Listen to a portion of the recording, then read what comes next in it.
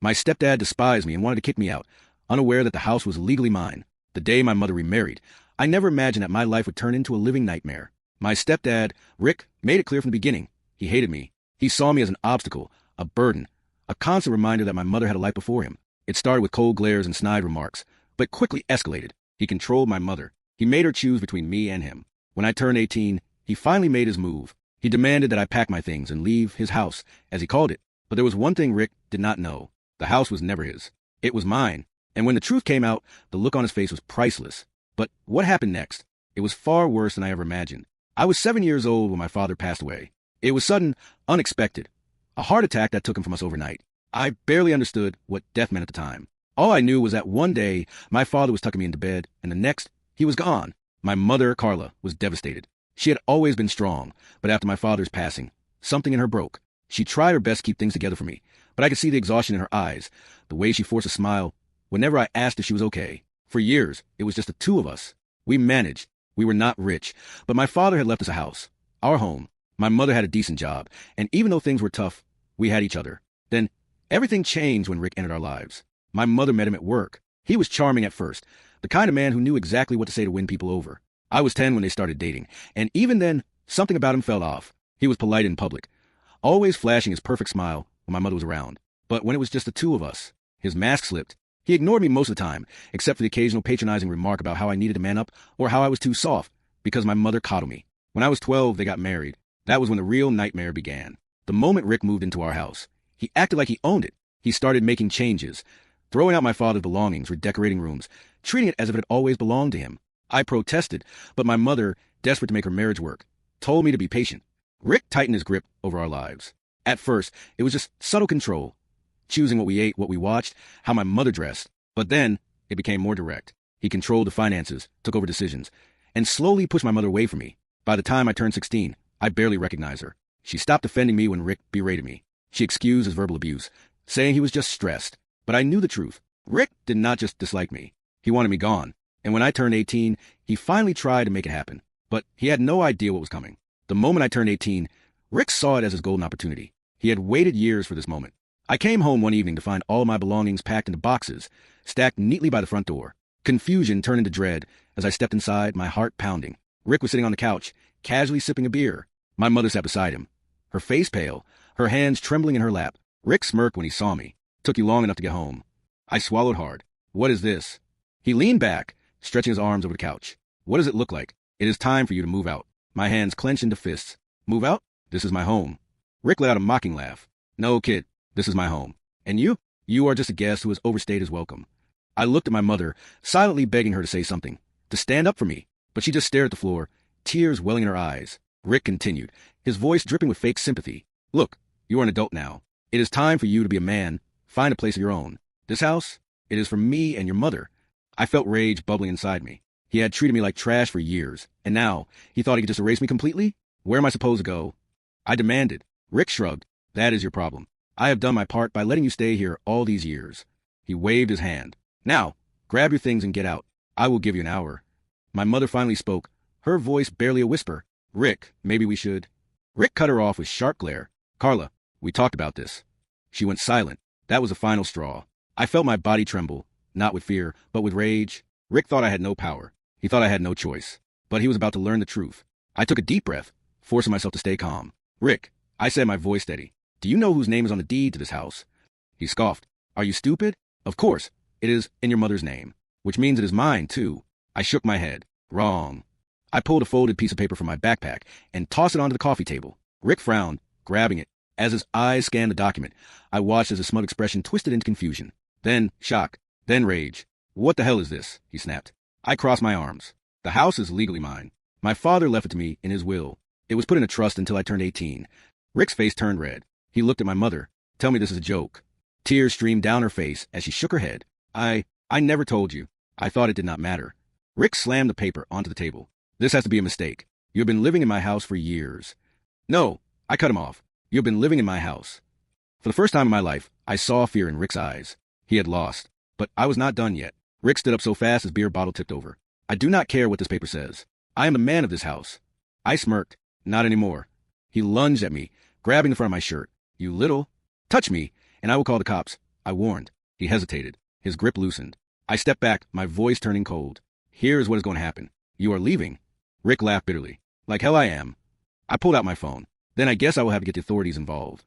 Rick's jaw clenched. He knew he had no way out. He turned to my mother. Carla, say something. This is our home. She looked at him with tear-filled eyes. No, Rick, it is not. For once, she stood up to him. Rick's world shattered. He looked between us, realizing there was nothing he could do. With one last glare, he grabbed his keys and stormed out. I watched in the window as he drove away, and for the first time in years, I finally felt free. Rick was gone, but not for long. I should have known that he would not go quietly. The very next day, I received a text from my mother. Rick is threatening to sue. He says he will fight for the house. I am scared. I sighed, rubbing my temples. Rick was desperate. He had built his entire life around this house, my house, and now he was willing to do anything to keep it. I called my lawyer, Mr. Hendricks, who had handled my father's estate. Do I need to worry about Rick's threats? I asked. Mr. Hendricks chuckled. Absolutely not. The house was legally transferred to you at 18. Rick has no claim. I felt a weight lift off my shoulders. Good. Then let him try. And he did. For weeks. Rick harassed my mother, showing up at her job, begging, then demanding that she convince me to let him back in. But for the first time in years, my mother did not cave. Then, Rick did something unforgivable. One afternoon, I came home to find the front door wide open. A chill ran down my spine. I stepped inside and my stomach dropped. The house was trashed. Furniture overturned. Drawers pulled out. Broken glass everywhere. And in the middle of it all, sitting on the couch like he belonged there, Rick. He had a beer in one hand and a smirk on his face. Hey, kid, miss me? My blood boiled. What the hell did you do? He gestured around lazily. Just for decorating. Thought I would make myself comfortable since, this used to be my house. I clenched my fists. It was never yours. He stood up, his eyes dark with anger. You think you are better than me? You think you can just take everything away? I exhaled sharply. Try to keep my cool. Rick, you need to leave. Now. He laughed bitterly. Or what? You will call the cops. I pulled out my phone. Exactly. Rick's smirk vanished. He knew he had already lost, but his pride would not let him admit it. He lunged at me. I barely dodged him, stepping back as he stumbled forward. You ungrateful little. The moment he raised his hand, I pressed dial. 911. What is your emergency? Rick froze. Yeah, I said, looking him dead in the eye. I would like to report a break-in. Rick's face drained of color. For the first time, he was truly afraid. By the time the police arrived, Rick had no fight left in him. He tried to talk his way out of it, telling the officers that it was all a misunderstanding, that he had a right to be here. But the legal documents said otherwise. He was arrested for trespassing and vandalism. As the officers dragged him away, he shouted over his shoulder, Carla, tell them I belong here. Tell them I am your husband.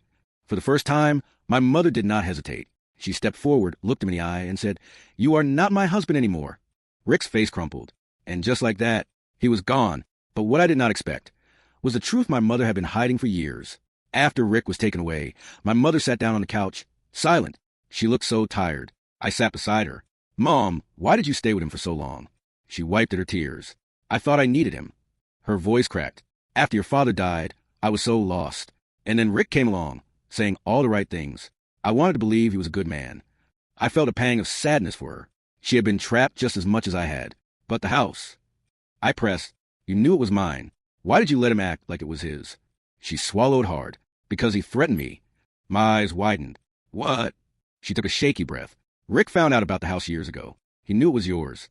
But he told me if I ever tried to take it away from him, he would ruin us. He had access to all of our money.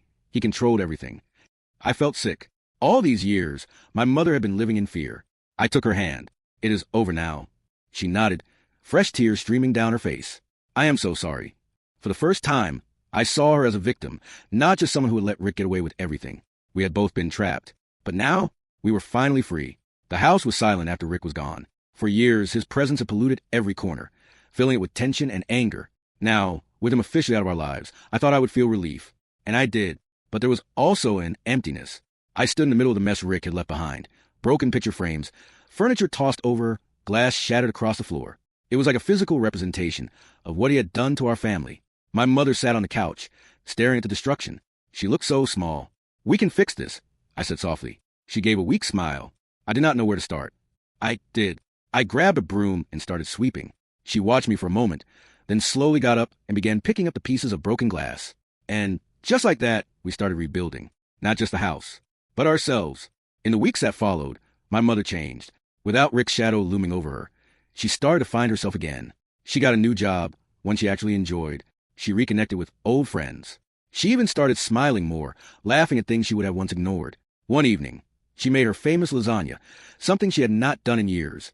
As we ate, she sighed, looking at me across the table. I should have fought for you more. I put my fork down. Mom. No, let me say this. She reached for my hand, squeezing it. You were just a kid, and I let him treat you like you were nothing. I told myself I was protecting you by keeping the peace, but the truth is, I was just scared. I swallowed the lump in my throat. You do not have to apologize anymore. Tears filled her eyes. But I want to, because I love you, and I need you to know that. For the first time in a long time, I truly believed her. Rick did not go quietly. He tried everything. Calling my mother, begging her to take him back. He even sent me a pathetic email, ranting about how I had ruined his life. But when that did not work, he got desperate. He tried suing me for the house. It was laughable. My lawyer shut it down in one hearing. The judge took one look at the legal documents and dismissed the case immediately. Rick was furious. But that was not the worst of it. Without my mother supporting him financially, Rick had nothing. He had no house, no money, no job, because he had never bothered to build anything for himself. Last I heard, he was sleeping on a friend's couch, jumping from one place to another. Tried to convince anyone who would listen that he had been wronged. The man who once held all the power was now a nobody, and I had everything he tried to take from me. For a while, I wondered if I should sell the house. It held so many bad memories, the fights, the silent treatments, the constant feeling of walking on eggshells. But then, one day, as I stood in the backyard, I remembered something else. My father built this house. This was supposed to be a home filled with love. Rick had tried to steal that from me, but I was not going to let him win. So I renovated. I repainted the walls, tore out the old, ugly carpet, and put in hardwood floors. I replaced the furniture with things I chose for myself. And with every change, the house became mine again. It no longer felt like Rick's domain. It felt like home. The biggest change came when I realized I was free. Free to make my own choices. Free to live without the constant pressure of someone tearing me down. One day, my mother came to me with an idea. I think I want to move, she said hesitantly. Start over somewhere new. I was surprised, but I understood. This house had been a battle for me, but for her, it was a prison. I hugged her. Then let's find you a place where you can finally be happy. She smiled a real, genuine smile. Thank you. And just like that, we both got to start over. I kept the house, but now, it was not just a place filled with bad memories. It was a symbol, a reminder that I had won, and that no one, not Rick, not anyone, would ever take that away from me again. Looking back, I realized something important. Rick thought that power came from control, from belittling others, from making people afraid. But real power comes from knowing your worth, from standing up for yourself, even when it is hard, even when the world tells you to stay silent. Rick lost everything because he built his life on lies, on manipulation. I won because I refused to let him define me. And now, I live in a home that is truly mine, a home where I can finally breathe, where I can finally be free. If you enjoyed this story, make sure to like this video, subscribe to the channel, and press the bell icon so you never miss another upload.